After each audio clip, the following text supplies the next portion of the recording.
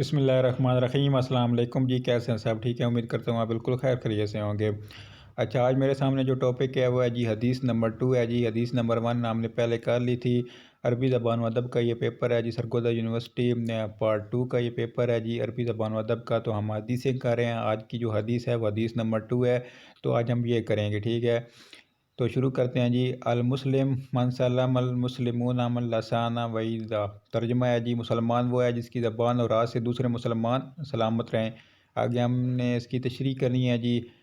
مسلم کے لفظ میں سلامتی کے معنی پناہ ہیں۔ مسلمان ہونے کے لیے اس قدر کافی نہیں کہ آدمی کلمہ پڑھ لے اور نماز روزے کی پابندی کرے، بلکہ مسلمانوں کے لیے حقوق العباد کی ادائیگی بھی ضروری ہے۔ کسی مسلمان کے لیے یہ جائز نہیں کہ وہ کسی دوسرے مسلمان کو اذیت پہنچائے، زبان سے برا بھلا کہے، گالی دینا، غیبت کرنا، کسی کو نقصان پہنچانے کی تدبیر کرنا، زبان اور قلم کے ذریعے کسی کو اذیت دینا یا اپنے اختیارات کو کسی مسلمان کو نقصان پہنچانے کے لیے استعمال کرنا جائز نہیں۔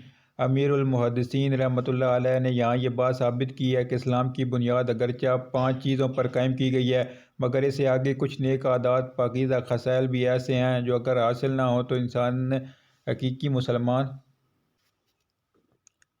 حقیقی مسلمان نہیں ہو سکتا، نہ پورے طور پر صاحب ایمان ہو سکتا ہے، اور اسی تفصیل سے ایمان کی کمی و پیشی و پاکیزہ اعمال و نیک خصائل کا داخل ایمان ہونا ثابت ہے، جس سے مرجئیہ وغیرہ کی تردید ہوتی ہے جو ایمان کی کمی و پیشی کے قائل نہیں، نہ اعمال صالحہ و اخلاق حسنہ کو داخل ایمان مانتے ہیں۔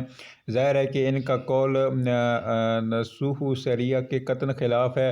زبان کو ہاتھ پر اس لیے مقدم کیا گیا ہے کہ یہ ہر وقت کینچی کی طرح چل سکتی ہے اور پہلے اس کے وار ہوتے ہیں، ہاتھ کی نوبت بعد میں آتی ہے، جیسا کہ کہا گیا ہے۔ ترجمہ ہے جی، یعنی نیزوں کے زخم بھر جاتے ہیں اور زبانوں کے زخم عرصے تک نہیں بھر سکتے۔ اس بات کو ایک شاعر نے کچھ یوں لفظوں میں سمویا ہے: وہ ایک بات بہت تلخ کہی اس نے، بات تو یاد نہیں، یاد ہے لہجہ اس کا۔ اور میں لوگوں سے ملاقاتوں کے لمحے یاد رکھتا ہوں، میں باتیں بھول بھی جاؤں تو لہجے یاد رکھتا ہوں۔ یعنی زبان کی کمان سے جو لہجے کا تیر نکلتا ہے، اس کا زخم جسم کی بجائے روح پر لگتا ہے، اور اسے بھلانا یا اس زخم کا مند ملانا ناممکن ہوتا ہے۔ من سلم المسلمون کی قیادت کا یہ مطلب نہیں کہ ہر مسلمانوں کو زبان یا ہاتھ سے اظہار ثانی جائز ہے۔ اس شعبے کو رفع کرنے کے لیے دوسری روایت میں من آمن الناس کے لفظ آئے ہیں، جہاں ہر انسان کے ساتھ صرف انسانی رشتے کی بنا پر نیک معاملہ و اخلاق و حسنہ کی تعلیم دی گئی ہے۔ اسلام کا ماخذ ہی سلم ہے، جس کے معنی ہے صلح جوئی، خیر خواہی، مصالحت کے ہیں۔ زبان سے اظہار ثانی میں غیبت، گالی گلوچ، بدگوئی وغیرہ جملہ عادات بد داخل ہیں، اور ہاتھ کی اظہار ثانی میں چوری، ڈکیتی، مار پیٹ، قتل غارت وغیرہ وغیرہ۔ پس کامل انسان وہی ہے جو اپنی زبان پر، اپنے ہاتھ پر اور پورا کنٹرول رکھے، اور کسی انسان کی اظہار ثانی کے لیے اس کی زبان نہ کھلے، اس کا ہاتھ نہ اٹھے۔ اس معیار پر آج تلاش کیا جائے تو کتنے مسلمان ملیں گے جو حقیقی مسلمان کہلانے کے مستحق ہوں گے؟ غیبت، بدگوئی، گالی گلوچ تو عوام کا ایسا شیوہ بن گیا ہے گویا یہ کوئی عیب ہی نہیں ہے۔ استغفر اللہ شرعاً مہاجر وہ جو دارالعرب سے نکل کر دارالاسلام میں آئے، یہ ہجرت ظاہری ہے۔ ہجرت باطنی یہ ہے جو یہاں حدیث میں بیان ہوئی، اور یہی حقیقی ہجرت ہے جو قیامت تک ہر حال میں ہر جگہ جاری رہے گی۔ اس حدیث میں بدن کے 2 حصوں پر قابو رکھنے کا ذکر ہے، ایک زبان اور دوسرا ہاتھ۔ زبان ایک چھوٹا سا عضو ہے، لیکن اگر اسے کھلا چھوڑ دیا جائے تو سکون حارت کر دیتی ہے۔ حضرت محمد صلی اللہ علیہ وآلہ وسلم نے فرمایا کہ جب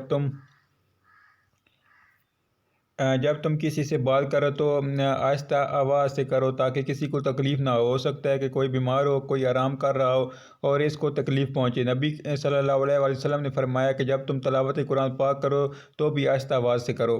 اللہ تعالیٰ نے زبان کو 32 محافظوں کے کنٹرول میں دے کر باہر ہونٹوں کے 2 پھاٹک لگا دیے ہیں، لیکن یہ زبان ہے کہ محافظوں کو چکر دے کر پھاٹک کھول کر باہر نکل آتی ہے اور اپنا کام دکھا کر پھر اپنی جگہ آ جاتی ہے۔ اگر کوئی محافظ اسے پکڑ لے تو فوراً پھسل کر اپنی جگہ پر آ بیٹھتی ہے جیسے اس نے کچھ کیا ہی نہیں۔ داناؤں کا قول ہے کہ بد زبان آدمی سے لوگ یوں بھاگتے ہیں جیسے گندی بو سے بھاگتے ہیں۔ زبان اچھی ہو تو تخت پر بیٹھا دیتی ہے، زبان گندی ہو تو ذلیل کرواتی ہے۔ دوسرا عضو ہاتھ ہے، جس سے دوسرے مسلمان محفوظ رہنے چاہیے۔ ہاتھ سے کسی پر ظلم نہ کرو، ہاتھ سے کسی کو کوئی چیز نہ چھینو، ہاتھ سے امانت میں خیانت نہ کرو، کبھی کسی کو تکلیف نہیں دینی چاہیے۔ کسی مسلمان کو دوسرے مسلمان سے اکڑ ہو کر نہیں رہنا چاہیے، ہو سکتا ہے کہ اس سے دوسرے کو تکلیف ہو۔ اللہ تعالیٰ نے ہمیشہ اس بندے کو پسند فرمایا جس کے کام سے دوسرے مسلمان سکون میں ہو۔ مسلمانوں کو چاہیے کہ دوسرے مسلمان کا ہر طرح سے خیال رکھے۔ زبان اور ہاتھ سے تکلیف پہنچنے کے جتنے بھی احتمالات ہیں سب سے منع کر دیا گیا ہے۔ ایک مسلمان کی شان نہیں ہے کہ وہ دوسرے مسلمان کو تکلیف اور ایذا پہنچائے یا کسی دوسرے کو ظلم و زیادتی کرنے دے۔ حدیث مبارکہ ہے کہ ایک مسلمان کو دوسرے مسلمان سے 6 نیکیاں کرنی چاہیے۔ پہلی ہے جی جب وہ ملے تو سلام کہے، دوسری ہے جب وہ اسے دعوت دے تو اسے قبول کرے، تیسری ہے جی جب اسے چھینک آئے تو یرحمک اللہ، اللہ تم پر رحم کرے کہے، چوتھی ہے جب بیمار ہو جائے تو اس کی عبادت کرے، عبادت لکھا ہوا ہے، عیادت کرے، جب اس کا انتقال ہو جائے تو جنازے میں شریک ہو اور جنازے کے ساتھ ساتھ چلے چھٹا ہے جی جو کچھ اپنے لیے پسند کرے وہ اس کے لیے بھی پسند کرے۔ عبادت میں پر ترک اذیت مقدم۔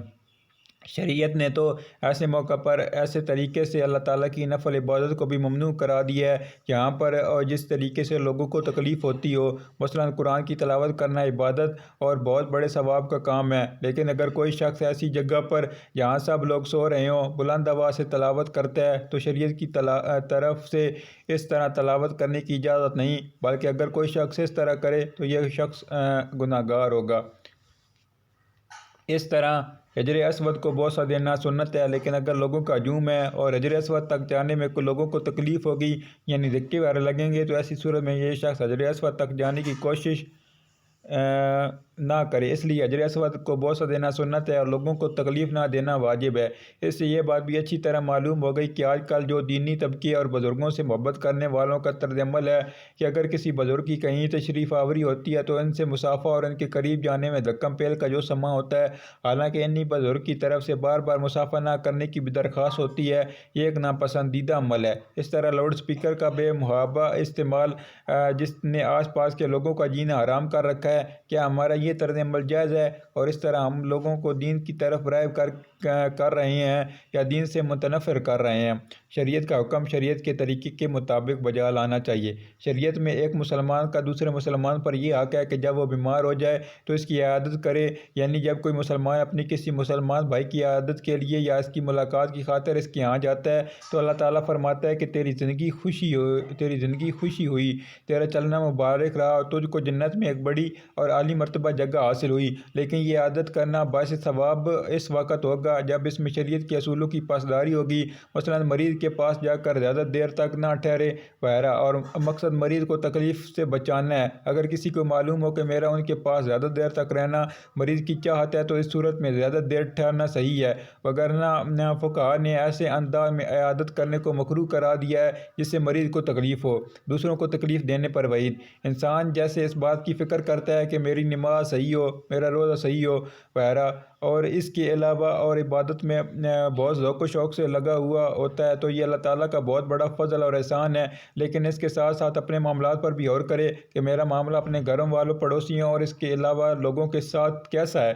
اگرچہ اس چیز کا تصور ہمارے ذہنوں سے بالکل نکل چکا ہے کہ یہ چیزیں بھی دین کا حصہ ہیں، حالانکہ یہ چیزیں کتنی اہمیت کی حامل ہیں کہ اس کا اندازہ آپ صلی اللہ علیہ وآلہ وسلم نے کی اس حدیث سے بخوبی ہو جاتا ہے۔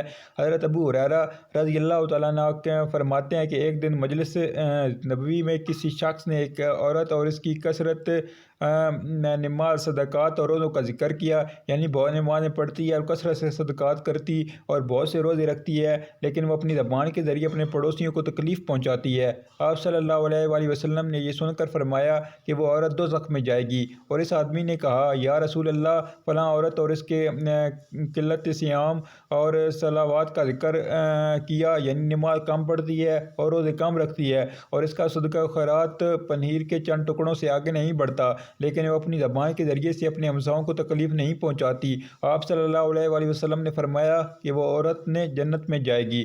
لوگوں کو تکلیف سے بچانے کا اجر۔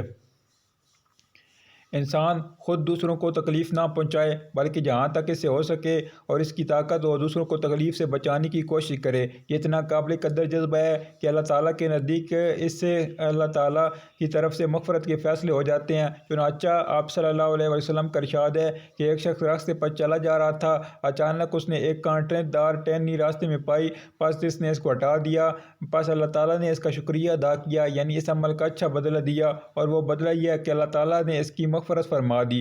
بہترین اور بدترین لوگ کون ہیں؟ حضرت عائشہ رضی اللہ تعالیٰ عنہ کی روایت ہے کہ ایک آدمی نے آپ صلی اللہ علیہ وسلم کے پاس آنے کی اجازت چاہی۔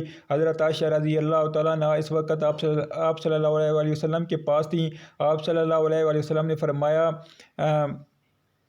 آگے اس کا ترجمہ یعنی قبیلے کا برا آدمی ہے۔ پھر آپ صلی اللہ علیہ وسلم نے اس کو اندر آنے کی اجازت دی۔ جب وہ آئے تو آپ صلی اللہ علیہ وسلم نے نرمی اور پیار سے باتیں کیں۔ پھر جب وہ چلے گئے تو حضرت عائشہ رضی اللہ تعالیٰ عنہ نے اس کی وجہ پوچھی تو آپ صلی اللہ علیہ وسلم نے فرمایا، اے عائشہ، لوگوں میں بدترین وہ ہے جس کو لوگ چھوڑ دیں اور اس کی بدگوئی سے بچنے کے لیے جو چیز اپنے لیے پسند کرے وہی دوسروں کے لیے پسند کرے۔ انسان اگر اس بات کا تہیہ کرے کہ میری ذات سے کسی کو تکلیف نہ پہنچے تو ہر معاملے میں جس کا تعلق دوسرے لوگوں کے ساتھ ہو، اس میں اس بات کا خیال رکھے کہ میں جو معاملہ اس کے ساتھ کر رہا ہوں، اگرچہ یہی معاملہ یہ شخص میرے ساتھ کرتا تو اس وقت میری کیفیت کیا ہوتی۔ جس چیز اور معاملے کو اپنے لیے پسند کرے اس چیز اور معاملے کو دوسروں کے لیے پسند کرے، اور جس کو اپنے لیے ناپسند سمجھتا ہے تو وہ معاملہ دوسروں کے ساتھ بھی نہ کرے۔ اور مطلب یہ کہ کوئی نیکی یا مباح کا کام یا معاملہ ہو، لیکن اگر کوئی فاسق اپنے لیے کوئی گناہ، رشوت اور حرام وغیرہ پسند کرتا ہے تو اس کے لیے یہ نہیں کہ وہ یہ گناہ دوسروں کے لیے پسند کرے، بلکہ نیکی کام یا مباح امور میں سے جو اپنے لیے پسند کرے وہ دوسروں کے لیے پسند کرے۔ تو یہ تھا جی حدیث نمبر 2۔ حدیث نمبر 3 پھر آگے کریں گے انشاءاللہ اگلی ویڈیو میں۔ تو تب تک اجازت دیجیے، اللہ حافظ۔ چینل کو آپ ضرور سبسکرائب کر دیں، بہت شکریہ۔